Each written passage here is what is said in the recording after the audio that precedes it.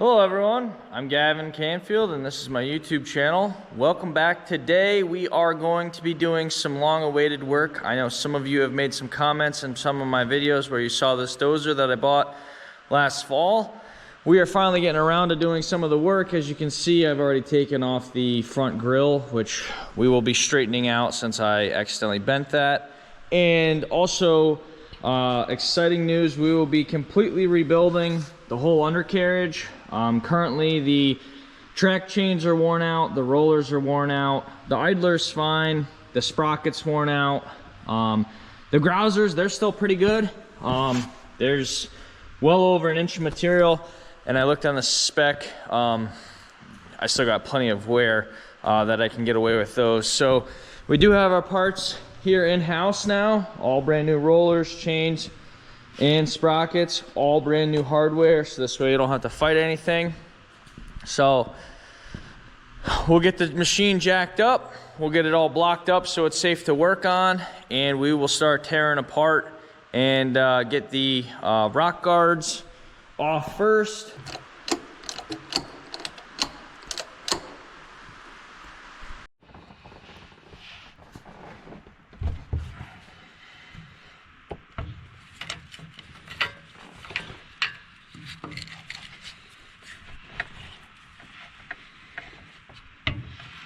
Alright, now that the rock guard's off, we can see our roller, and you can probably see that the roller is completely blown out.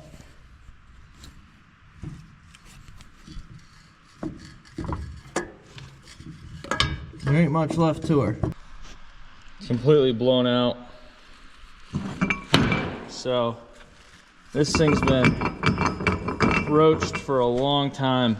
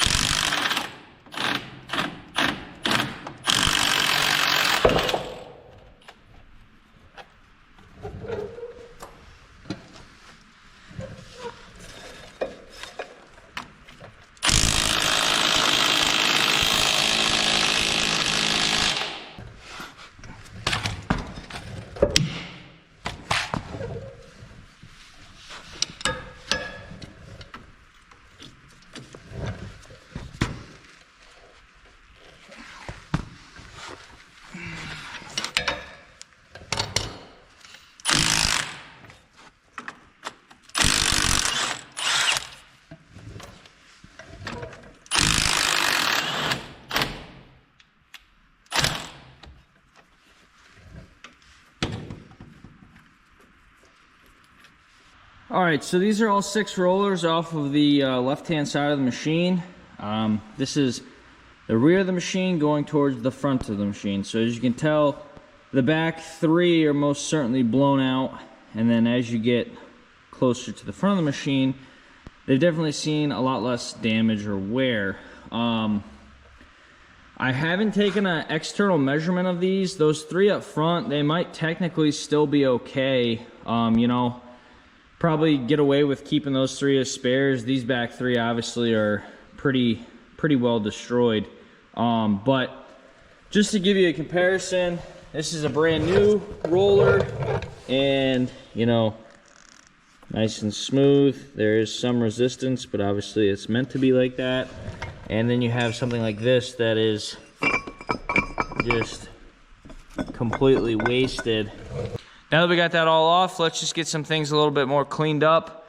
Let's open up the box to see what hardware we have. I believe I got all brand new hardware, so I didn't have to fight with old stuff. So get everything cleaned up under there, and we will get the new rollers over here, get them in and installed, and go from there.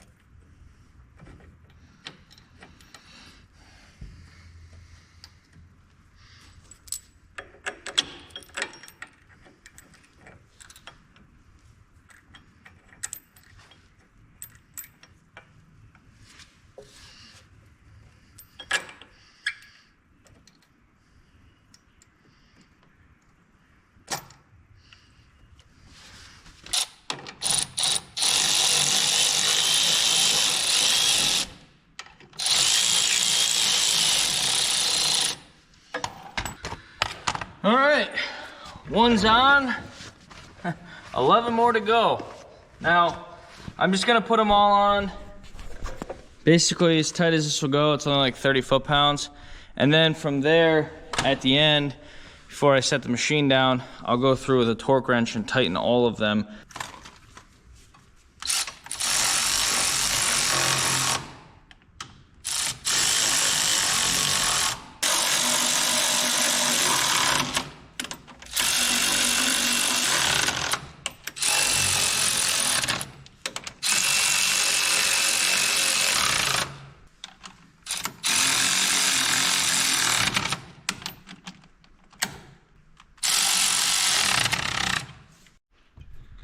Alright, we are going to tighten all of the new hardware for the rollers. The torque spec is 160 foot-pounds, so here we go. Let's see if we ate our Wheaties this morning.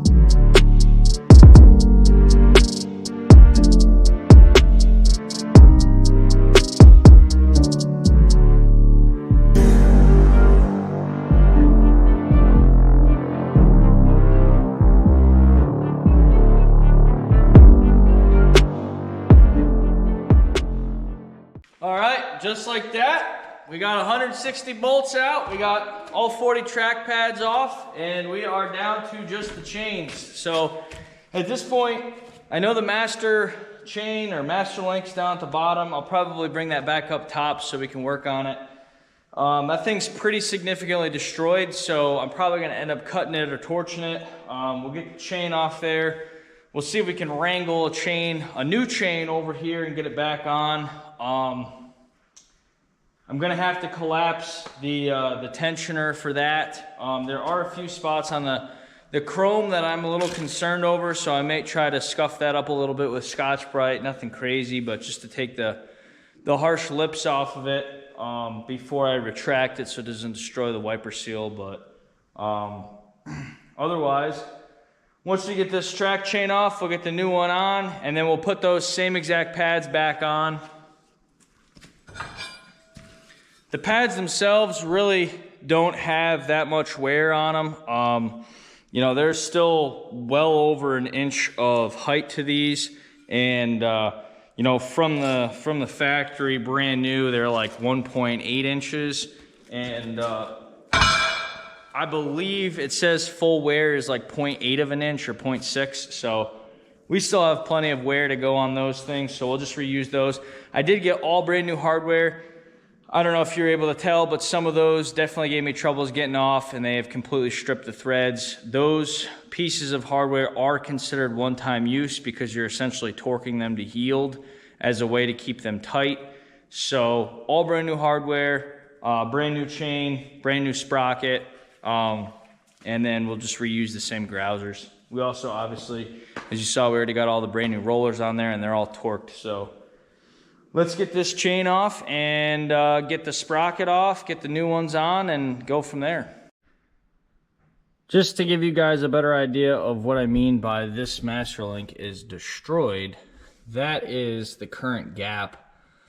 That is the attempted welded in face of the pin, and that is how much slop or slack there is in that link alone. Unfortunately, it does look like whatever pin was put in there has essentially bent and also worn right through the actual bushing itself. So I think the best course of attack is to literally just cut off the pin on both sides and separate the chain.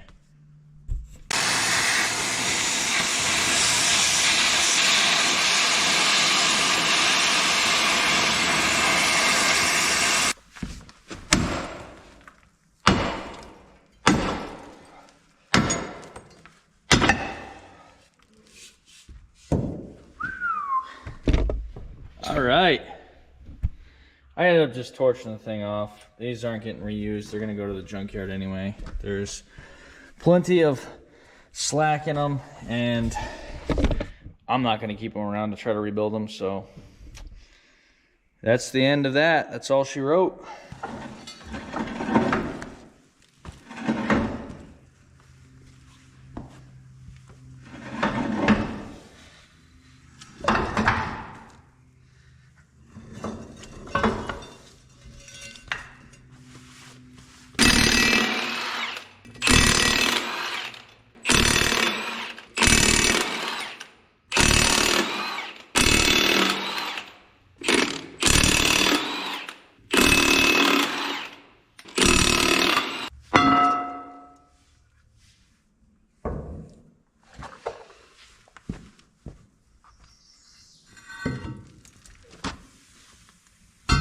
I thought you just said you were taking a dog for a ride. See what I have to put up with, YouTube? Constant chaos! Ah! All right, so we got the sprocket off, and I have put the old sprocket on top of the new sprocket to give you guys an idea of how big of a difference we're talking about here.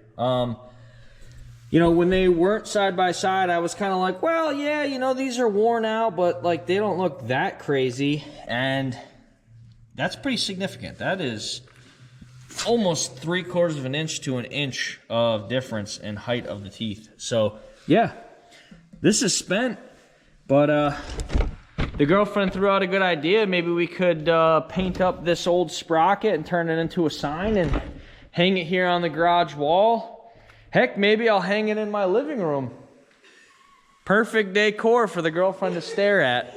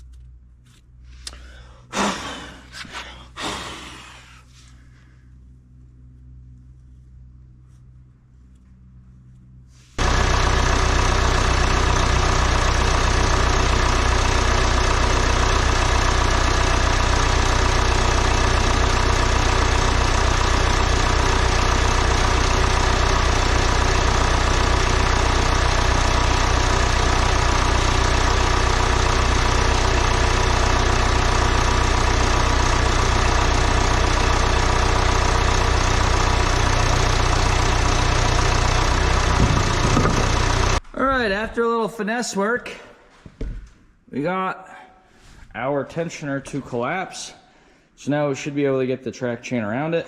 We have a giant glob of grease there to clean up. So let me get that cleaned up before it gets all over everything.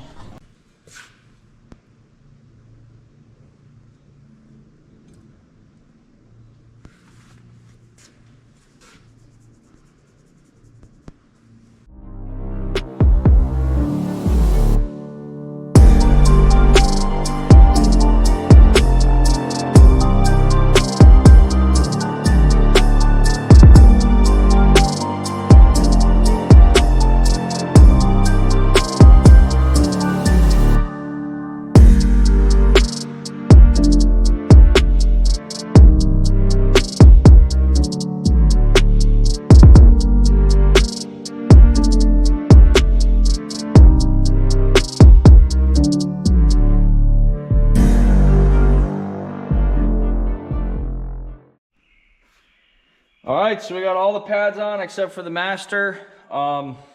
This part here is a little important. So where these longer bolts thread down through the alligator style clamp, make sure you clean out all of the threaded holes.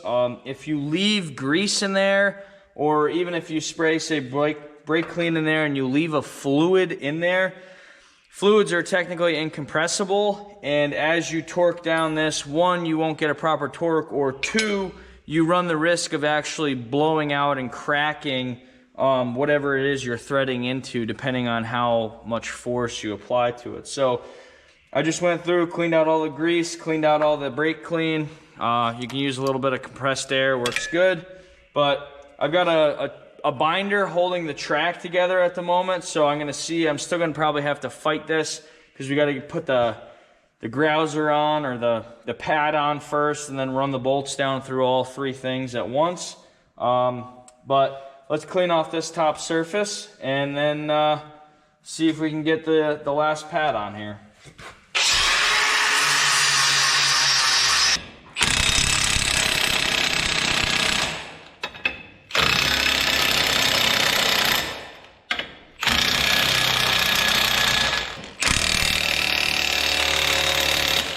Well, the track is on and done, and all I got to do is put the rock guards on and tension this track. But I am going to probably tension it right now, put a little grease in it, try to tighten it up some before I set it down, so a lot of the slack is not left on the bottom of the machine. But I got to get the conveyor belt back underneath there before I set it down, so when I track it out later, it doesn't screw up the floor.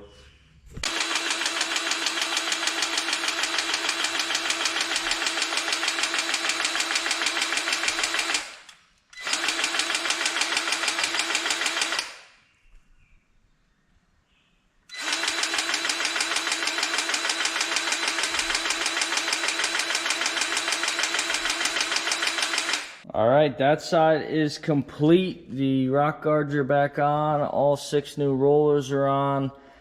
Brand new chains, brand new sprockets, all brand new hardware. We reused the track pads.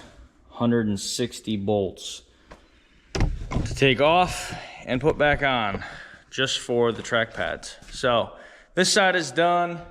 I don't know if I'll videotape the other side because it's a duplicate. Otherwise, we will start videotaping again when we go to do some servicing of the equipment, oil changes, stuff like that. And we'll also get you some footage of us actually tracking around, operating it.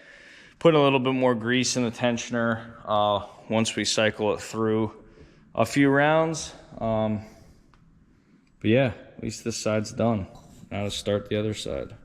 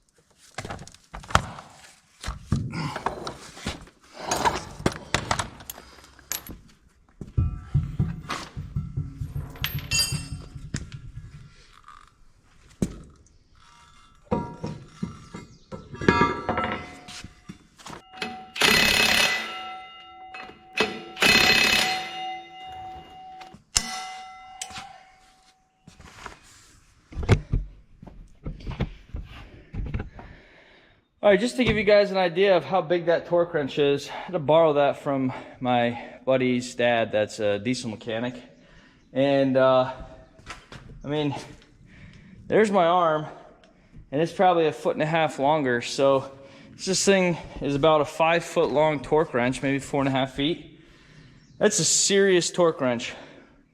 Now, according to the manufacturer's service catalog, it says these bolts this size dry are 400 foot-pounds. If I was to grease them, you have to go tighter.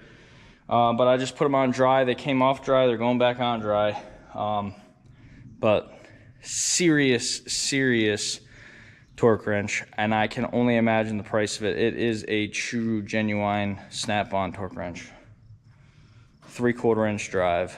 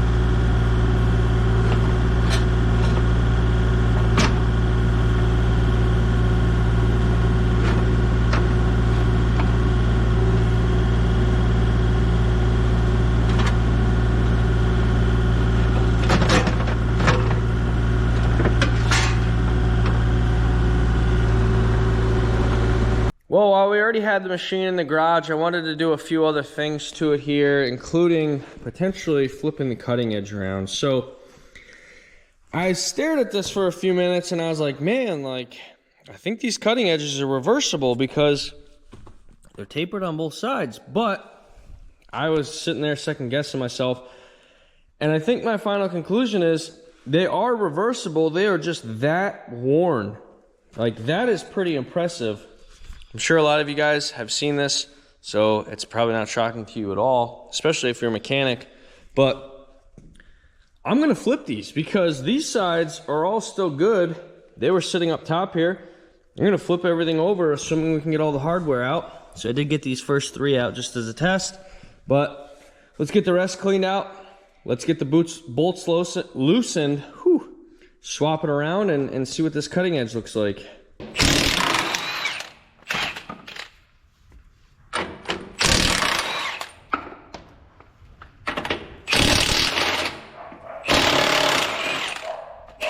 You wanna hold the camera?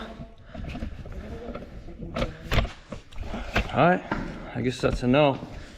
She doesn't wanna hold the camera for me. She hates me.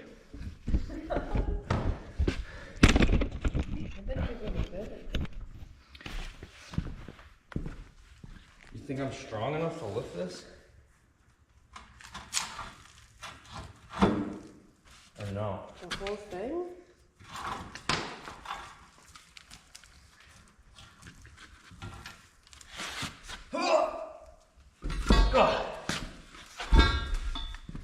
Yeah. Yeah, the whole thing, girl. No, I meant the whole thing. Rusty.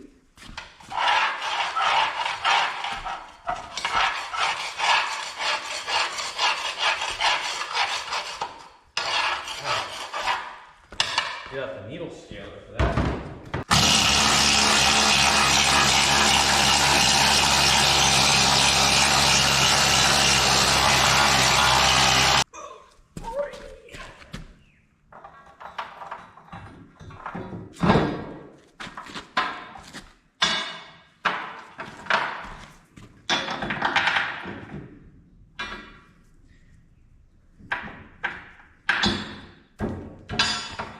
Look at that. I mean, look at the gap.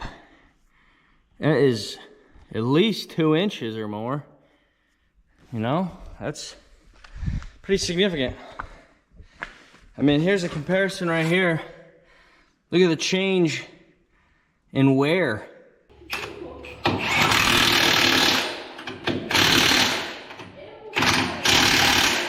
Ah! You hear this, YouTube? This is what I gotta put up with.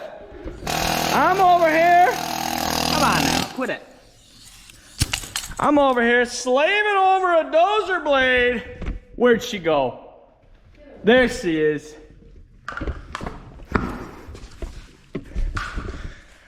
See this? They call this love. You'll be shutting that garage door, won't you?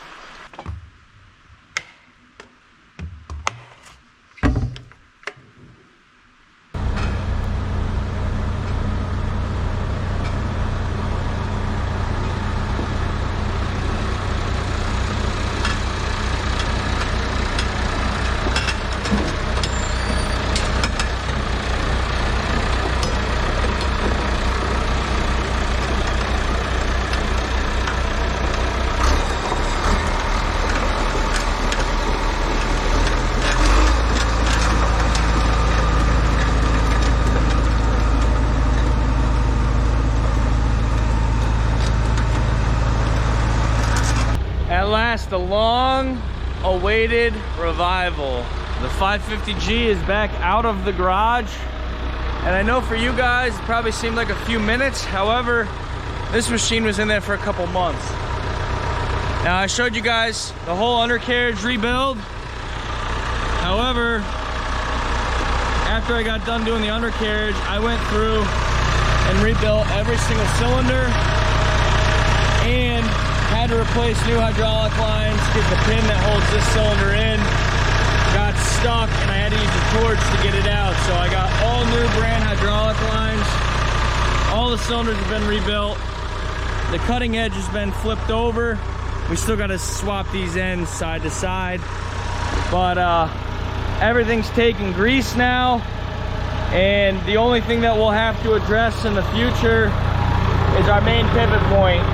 But that's one of them big jobs where it's got to be arced out and welded back in. So here's the best part of the video. Let's go test it out. I've been working on my sand mound, so let's see if we can get some of this berm dirt pile closer to the sand mound.